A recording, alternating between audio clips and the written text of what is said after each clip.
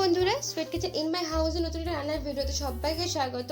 আর আজকে আমি তোমাদেরকে বানিয়ে দেখিয়েছি আলু ডিমের চপ একটু অন্যরকম ভাবে। তো দেখতে হবে পুরো ভিডিওটা আমার, আশা করছি ভালো লাগবে এবং খেতে অসাধারণ হবে। তো চলো শুরু করি আজকে রান্না।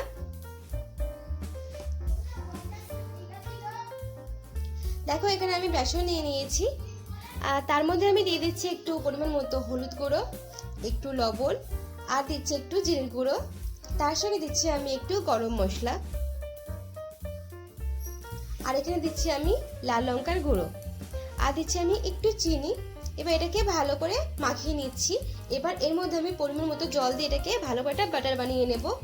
খুব একটা পাতলাও না, খুব একটা ঘনও না, মিডিয়াম মতো। দেখো আমি এরকম একটা ব্যাটার বানিয়ে নিয়েছি। তো এবার আমি কি করব, সেই সেদ্ধ ডিমটা আমার কাছে আছে, সেটাকে আমি একটা গ্রেটারের সাহায্যে ভালো করে গ্রেট করে নেব।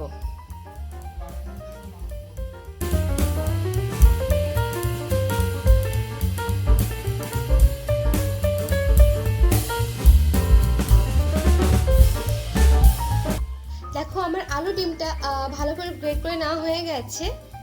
তো এরকম দেখতে হয়েছে আমার আলু আর ডিমটা। আমি একটু দুটোকে আলাদা করে রেখেছি, আলুটা কালারটা ডিমটাকেও আলাদা। তো এবার আমি গ্যাসের উপর একটা কড়াই দিয়ে দিচ্ছি। কড়াইয়ের মধ্যে আমি পরিমাণ মতো দিয়ে দিচ্ছি সরষের তেল। এবার তেলটা গরম হয়ে গেলে ওর মধ্যে আমি যেটা আলু রেখেছিলাম আলুটাকে ওর মধ্যে দিয়ে দিচ্ছি।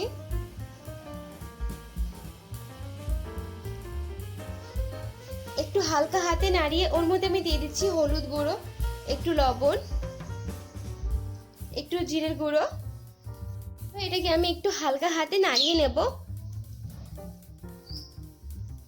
এবার এর মধ্যে আমি দিয়ে দিচ্ছি লাল লঙ্কার গুঁড়ো। আমরা একটু ঝাল ঝাল করতে একটু বেশি লঙ্কা গুঁড়ো দিয়েছি, তোমাদের এতটা লঙ্কা গুঁড়ো না দিলেও চলবে যদি ঝালটা তোমরা কম খাও। এবার নাড়ানো হয়ে যাওয়ার পর এর মধ্যে আমি সেই ডিমটাকে দিয়ে দিচ্ছি। এখানে আমি কোনো আদা রসুন পেঁয়াজ কিছু ব্যবহার করিনি, শুধুমাত্র গুঁড়ো মশলা দিয়ে আজকে আমি চপটা বানিয়েছি। তো এটাকে আমি নামিয়ে নেব, একদম রেডি হয়ে গেছে আমার। এবার এটা থেকে আমি ছোটো ছোটো বল বানিয়ে নেবো। তার আগে আমি গ্যাসের ওপর সাদা তেল দিয়ে দিচ্ছি গরম হবার জন্য। ছোটো ছোটো বল বানানোর পর একদম চপের মতো করে আমি সেই বেসনের যে ব্যাটারটা বানানো হয়েছিল তার মধ্যে দিয়ে দিচ্ছি।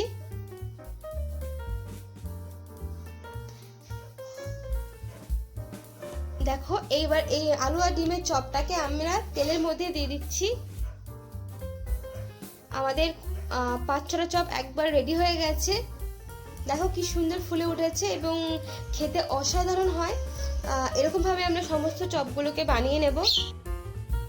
দেখো আমাদের সমস্ত আলু ডিমের চপগুলো বানানো কমপ্লিট এবং সন্ধ্যেবেলাটা একদম পুরো জমে যাবে চায়ের সাথে, মুড়ির সাথে।